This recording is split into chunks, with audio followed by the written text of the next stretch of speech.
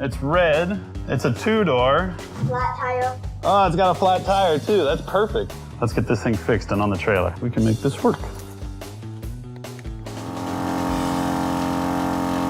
All right, so this is Kevin. And Kevin is the prior owner of this Jeep. Now, Kevin, what's the story on this Jeep? So it's a 1963 Willys utility wagon. Pretty much original except for the engine. It had a big block Ford dropped in it with an adapter, some mud tires, and other than that, pretty much original thing. I had it when I was in high school. It was really my first car. Drove it for about 3 years. And then one day I was actually heading to the beach out on the Santa Monica freeway and blew the engine on it. Didn't have the money at the time to fix it, you know, just being a high school kid. So I parked it in my dad's garage in Burbank. So it's been sitting in a garage since 1978. So this thing hadn't moved in like 30 plus years. We're not gonna restore it, but we're gonna make it so that we can take it out and drive it and take care of it, have fun with it. I think it'll be a lot of fun. I think you'll enjoy it. Cool. Thanks, Kevin. All right.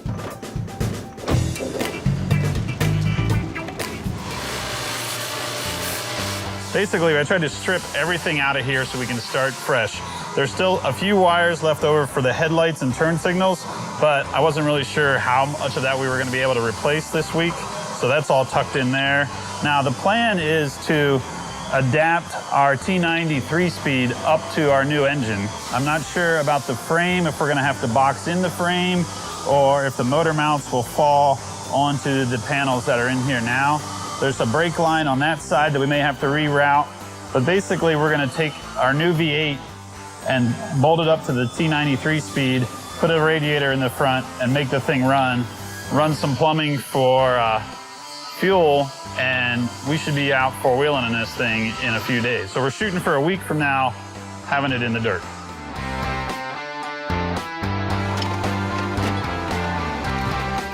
This thing's a used engine. They tested it up at Tilden Motorsports.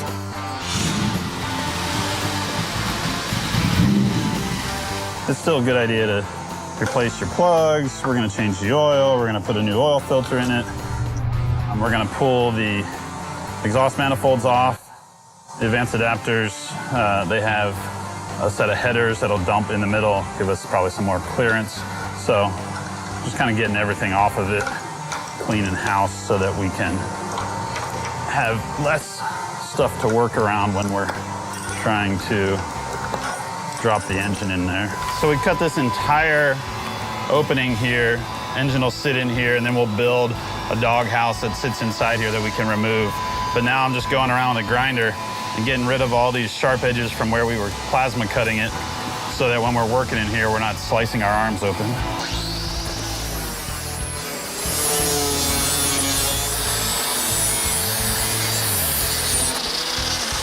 So we've had this engine in and out about 6 times.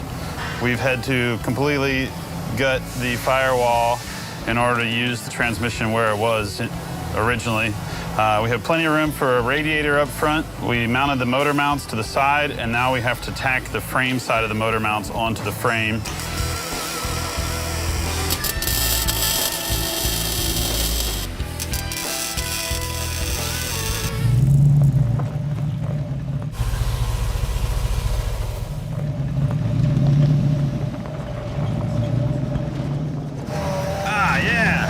She's crawling. Finally got that low range engaged. We need all the low range we can get because the brakes on this thing are minimal at best. Having some power steering wouldn't hurt eventually, but I think for now, this thing's just right. That 4.8, it just chugs along. It's got just enough power to pull the low gears, but it's not so crazy. The fuel injection is like perfect. The lack of safety in this thing is what makes it so much fun. Like no seat belts, no good brakes, no good steering, plenty of power. I'm glad Fred went the way he did with the wagon, just sort of keeping it really tame, not having any huge aspirations of rock crawling it or anything like that. I think it would be kind of ruined if you put 44s on it and, you know, Dana 70s and all that stuff. I kind of like taking the approach of just having a nice desert cruiser and explorer. This is ready for ramming. I bet it goes ramming speed. Go find out what they want for it. I'll go find out. Cool. This one's a 94, so it's like the high output 4-liter. It's got a 5-speed manual, which is like the AX15 transmission. They're super, super durable. And it looks like the Sahara package because it's got like the cool interior and it's also got the tachometer. This thing's rad. Very convenient for your tool bag. Tip it forward. Look at that.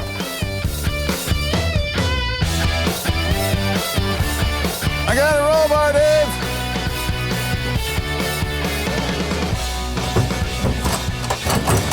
Look at that. Look at that. Like a glove. All right, Dave, let's see if it'll actually start now that we've done a bunch of work to it. All right. Crank it. You got oil pressure? No? It does now. Got a 1/4 tank of gas. Fire it. It's gonna go. Look at that. Check it out, I'm doing a burnout. We don't have charge. We may need an alternator.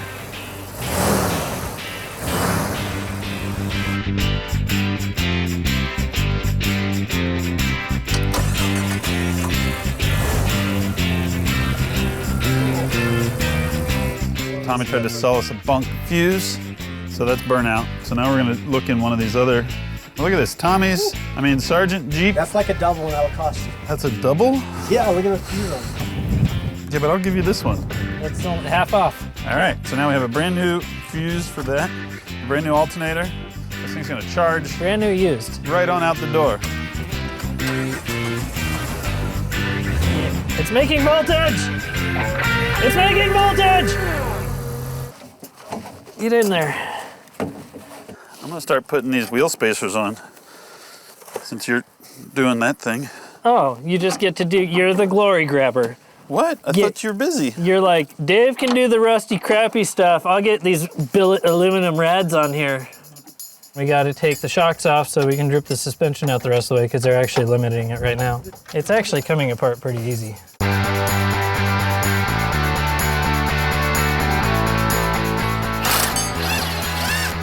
Somebody back in the day thought it was a good idea to put track bars in with leaf springs. The problem is the track bar wants to move your axle side to side as it goes up and down. Leaf springs want to move your axle back and forth as it goes up and down. And then it all binds.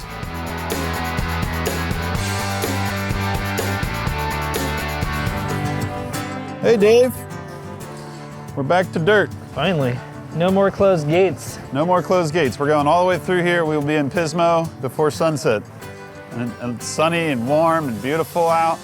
Lovely California weather. Just the things everybody comes to California to see. We're going back out. We're going to the beach. See you guys there.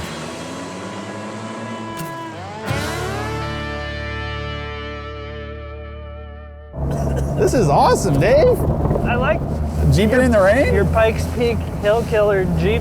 Dude, we took a junkyard Jeep from the desert and we're driving in a Tropical forest in the southern. It's like we made it all the way to Argentina. It definitely doesn't look like California. Holy cow. No, it doesn't. It looks like we're in like Thailand. We're probably being chased by bad guys in a 4Runner with a bunch of camera gear.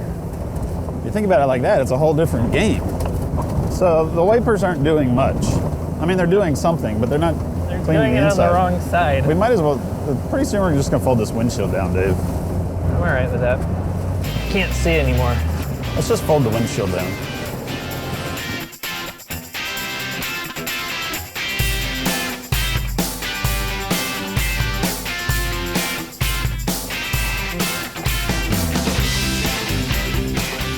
There's some nasty stuff jammed in the dash. It'll all blow into our face as soon as we're moving. To the beach! Oh, this is way better, Dave. Get more sand in my teeth.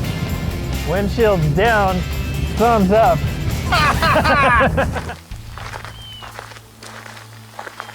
It's got Duck Dynasty seat covers. I think this is gonna be great, Dalton.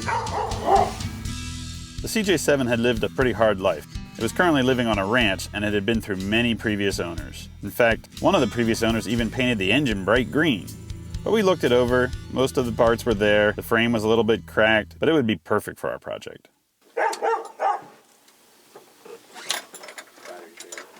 battery's down. Told you that battery's pretty. You got a jumper cable? The Jeep doesn't want to start. Battery's dead. When we do finally jump start it and get it running, it won't charge the battery, so it won't stay running. And we don't know if the brakes are going to stop it. We don't know if the steering's going to turn. So we hot wired the alternator to finally get it to charge. Most of the wiring on it's a mess. Our goal with this Jeep isn't to make it a crazy modified Jeep as much as it is keep it stock, go four-wheel and have fun with it. But a lot of those parts, like the big gauge with the speedo and the other smaller gauges, the tilt column, we want to keep them, but we're not really sure if they work. Luckily, all those things are available now. Awesome. And how long would a normal guy take to do a rewire like that? Oh, with any expertise whatsoever, you can do it in a weekend. Perfect. Let's get started. Here we go. Okay, we've laid out our wiring harness. This is for the 75 to 86 Jeep CJ. We're gonna start in the middle here. This is the under dash part of the harness. It has the fuse block and it has all the wires that go to the gauges.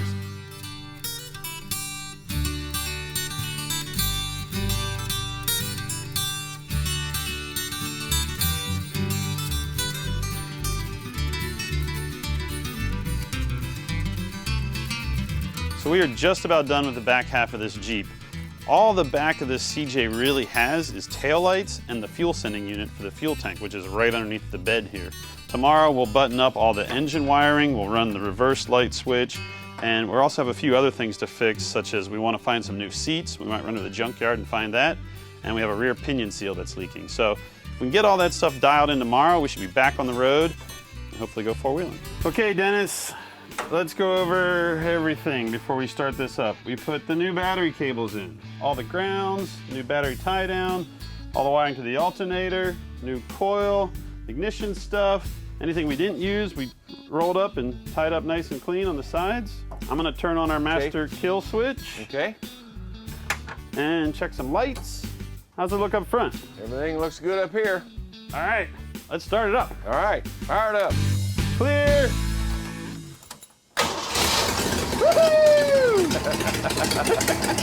Another successful story. Let's go four-wheeling. Here we go.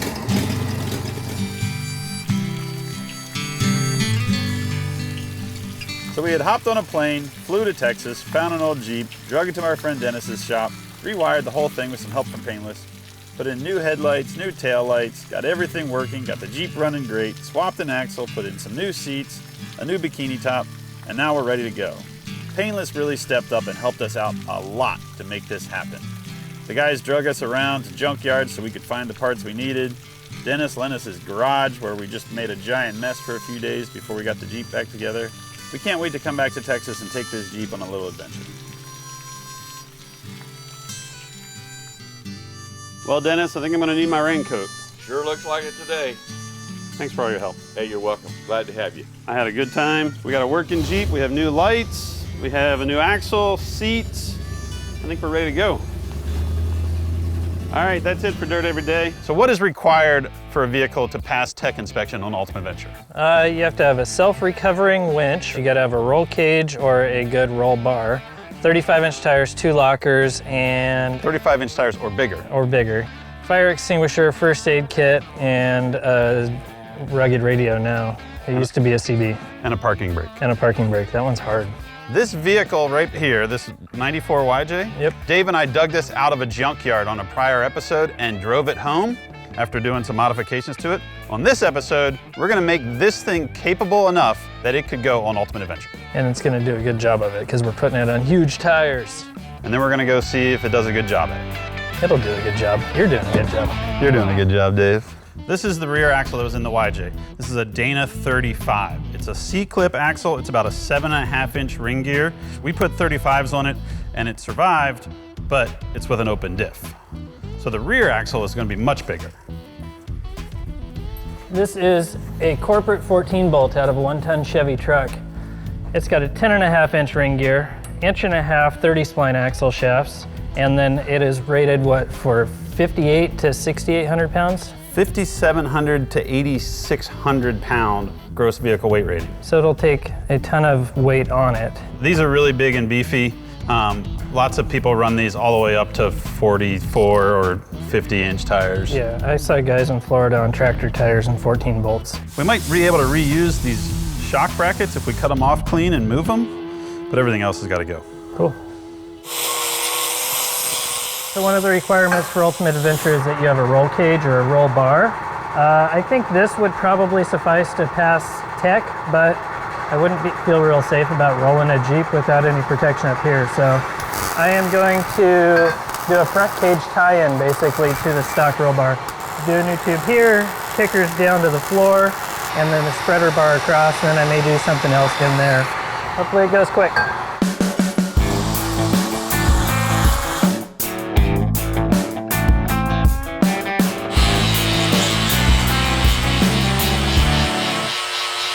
This is our front Dana 60. It has 410 gears and an open differential. So we called Motive Gear, we got some 488 gears, and we called Eaton, and we got a Detroit locker. Yay! So what this will do is it'll give us lower gearing, reducing the stress upstream, and helping turn the big 40-inch tires. Plus the Eaton Detroit locker is a full-time locker. That means if power comes to the front end, it will send power evenly to both sides. Most of the time, you'll want a thick gear carrier, a 410 carrier, to run lower gears. We are buttoning up the bearings on the front Detroit, and then we're gonna stab it in the housing, check our backlash on a pattern, and hopefully it'll be good. We've got a little bit less wheelbase than Christian, and it just doesn't want to climb this right here. Dave has pointed it straight up about 6 times now. Go, go, go, go, go. Right there, right there. Bring it back, passenger. I'm trying.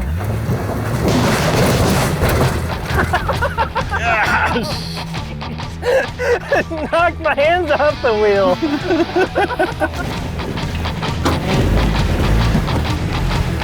There it goes.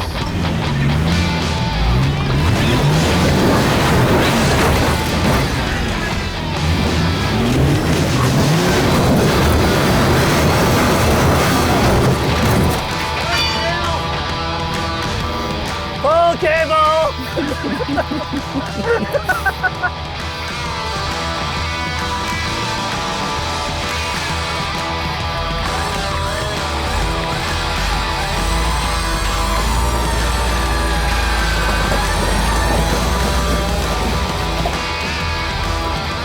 Just needed a little bit.